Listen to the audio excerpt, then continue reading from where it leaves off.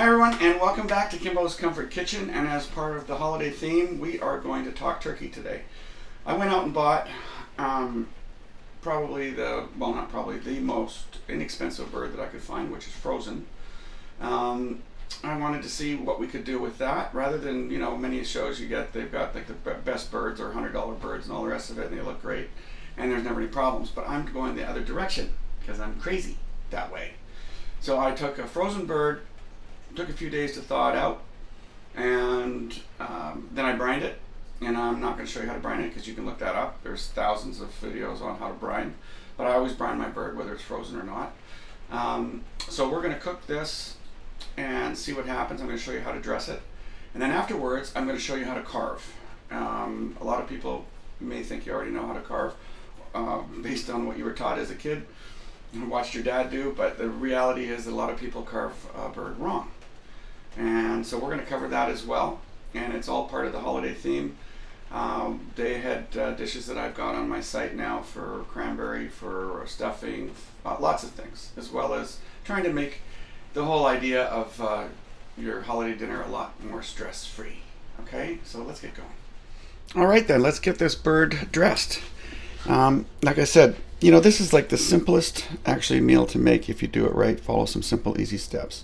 So a lot of people like to do their stuffing inside the bird. I don't, for a couple of reasons. One, I don't want to have to cook it that long to make sure I get an internal temperature of 165 Fahrenheit or 74 centigrade, I think it is. So I just put in onions and oranges inside. Keep it simple, stupid. And that fills the air inside and still allows it to cook properly and evenly. And it's going to make for a lot juicier bird because I don't have to cook it as long in the oven. So once cavity is all done, and I'm going to do the back here as well, but I'll do that later on.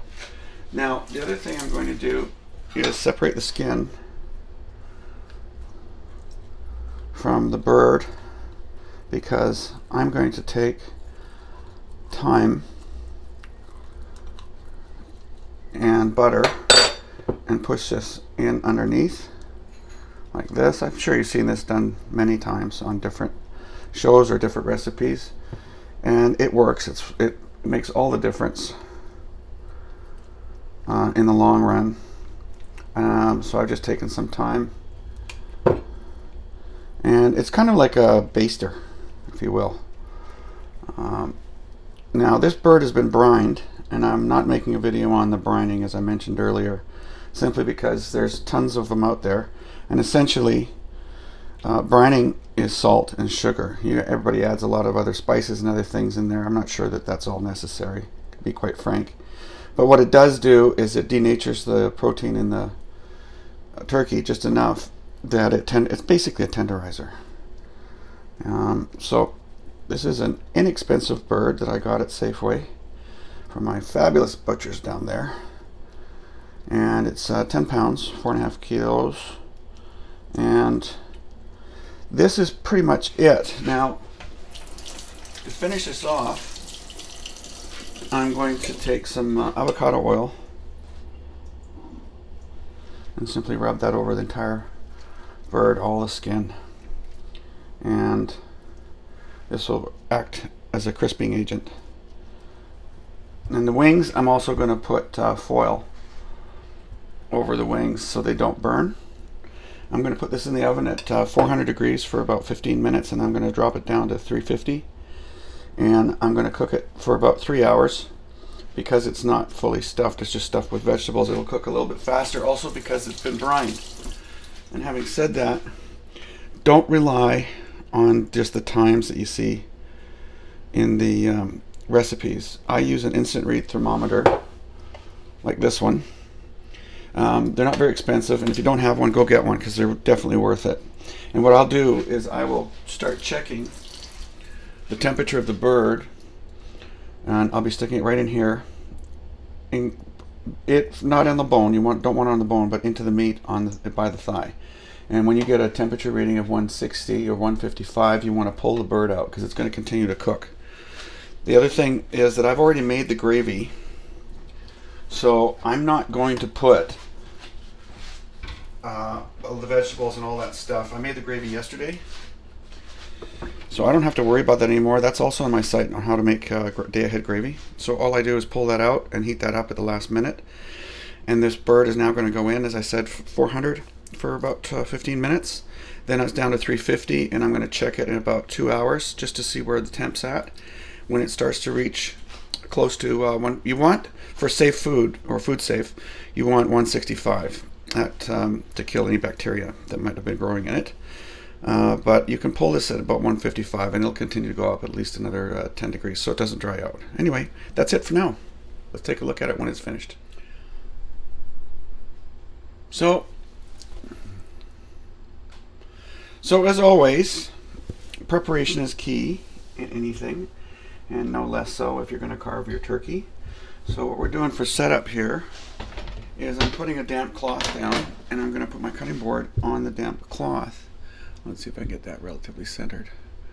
There we go. And I'm going to transfer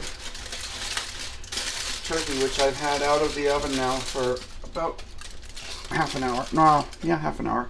I'm going to leave this covered now for another 15 minutes while I do some other things, and then we'll come back to it. Okay, let's get this show on the road. I have taken the foil off now. And let's have a look. Now, this is kind of not a great sign when you see the skin pulling away from the end of the legs like that. But having said that, we are going to tackle it and see what comes out of it. First of all, if you peel this back, the skin here, you can peel this back and you can see the leg. This is where you're going to start. So you're looking for that joint. It's in here. Right. He says very confidently. And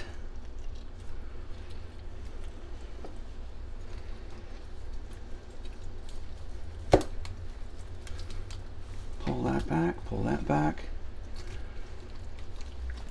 and there's your leg, and it peels right off. Isn't that elegant? Anyway, you know what? It's really juicy. I was afraid this was going to be really dry, but it's not. There's the leg, and I'm just going to put that aside for now. And let's try the other side.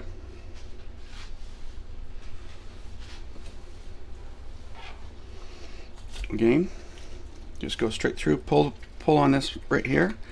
It just pops right out. Boy, is this nice.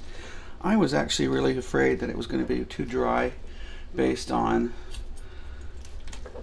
the legs with the skin pulling back, but there you go. And that's another leg. It's all on its own. I'm going to leave these on to stabilize it, and I'm going to go straight to the keel. Now, when we were kids, I remember Dad, he'd always cut off the breasts this way. Well, I hate to tell you, Dad, but that was really wrong. So you get your finger in there and you can feel it. You can feel that breast right off the keel bone. Take that down. Pull it away.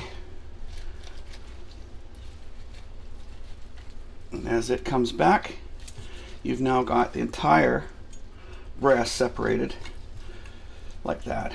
And that's pretty darn quick. I'm hoping you can see that. I've got a tight kitchen here, so it's hard for filming. But there you go. Now I'm going to do the other side, and I'll be right back. Okay, so I've done the other side. You can see what I'm left with. I've got these two hanging out here. Now I'm going to save these not for the table, because I'm going to use these to make more stock. And even though you can see how easy it comes off, but even though I have made gravy yesterday, which you can see on my site, as well as my stuffing was done yesterday, all of that is done, so I don't really have a lot of pressure. My potatoes are in bed right now. If you want to find out how to do that, that's another way to delay it so that everything comes out hot at the same time. And I've got a schedule on there for you, you can see. And that's pretty much it. The rest of this is going to go back in the oven. I'm going to brown all the bones and start making some stock for my next gravy. And there's the plate. what you're left with. Like that. And I'm going to make that more presentable in about 2 seconds. Okay, so we're back. I've just cleaned up my board a bit. Don't worry about this getting too cold because, as I said before, you've got everything done already. And this is sort of like the last piece here. And I'm left-handed, so it's kind of hard for me to show this to you, but I'll do it this way. A lot of people like to try to keep the skin on. Do you know what, under these circumstances? Yeah, it's, you know what, this is flaking off more than I would like. But it is still, I gotta say, even though it's flaking apart, this is a really, like I said, inexpensive turkey. And it may look dry to the camera right now, but it's definitely not.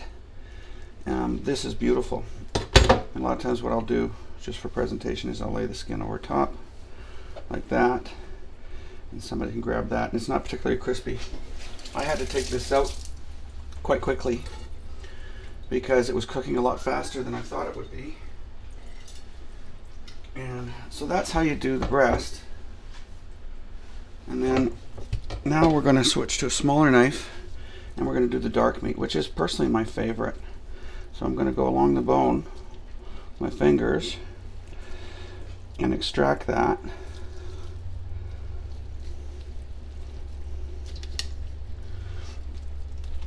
And take the knuckle, go right down along here. You see the knuckle? So the leg's gone now. And I've got this bone almost separated.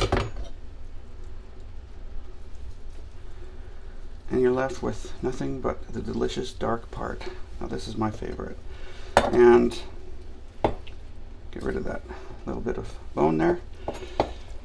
And then I just basically cut this into pieces for serving purposes. And I'll show you the presentation in a second. And there you have it. I've got the skin on here obviously, but you can see this is all peeled back. And this is the way you should be cutting your breast. If you've got a better bird that's more expensive, this is a little bit, they have a tendency not to be quite as stringy as this. But having said that, this is still warm. I would put my stuffing here, which I did before. It's already heated. Now I'm just going to plop that on there, and I can pop it. And if it, for whatever reason this took you a little longer than you thought and it had cooled off, there's nothing wrong with throwing this into the oven for a couple minutes on warm. And by the time you finish mashing the potatoes that you took out of the bed, you're all set to go. Anyway, gobble gobble. Happy holidays.